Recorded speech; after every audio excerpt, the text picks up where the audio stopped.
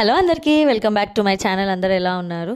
So schools reopen అయ్యే time కాబట్టి morning నుండి ఈవినింగ్ వరకు బుక్స్కి కవర్స్ వేసాము.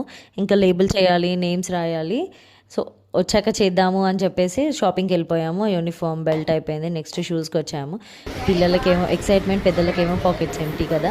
సో పిల్లలకేమో new shoes, school bags, uniform, కొత్త బుక్స్ వస్తున్నాయని చాలా ఎక్సైట్మెంట్ ఉంటుంది స్టార్టింగ్లో.